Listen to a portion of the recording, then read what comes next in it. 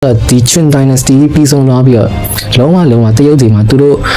Golden Age လို့တော့တင်စားခဲ့ရတဲ့ Han မင်းဆက် Han Dynasty ပါတက်တန်းကတော့400လောက်ကြာခဲ့ပါတယ်ဒီ Han မင်းဆက်မှာကြာတော့အရင်မင်းဆက်အရင် Qin Dynasty ကမှားခဲ့တဲ့အမှားတွေကိုသူတို့ပြန်တင်လာယူတယ်ဘယ်လိုမျိုးတင်လာယူလဲဆိုတော့အဲ့ဒီ Qin Dynasty မှာချခဲ့တဲ့အုံမြစ်ကိုပဲသူတို့ယူကြတယ်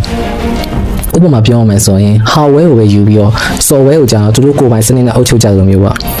ဘယ်လောက်ထိတောင်ဒီ Han မင်းဆက်ကတရုတ်တွေအနေနဲ့တအားဂုဏ်ယူကြရလဲဆိုရင်သူတို့ကိုသူတို့လူမျိုးတော်မှာဒီ Han Yuan လို့ခေါ်ကြတဲ့တကယ် Golden Age ဖြစ်ခဲ့တဲ့မင်းဆက်ဖြစ်ပါတယ်ကမ္ဘာပထမဆုံးစာရေးဖို့အတွက်စာရွက်ကိုစတင်ဖန်တီးခဲ့တဲ့မင်းဆက်လည်းဖြစ်တယ်ဒီတရုတ်နဲ့ဒီအနောက်နိုင်ငံတွေနဲ့ဆက်သွယ်ထားတဲ့ Silk Road လို့ခေါ်တဲ့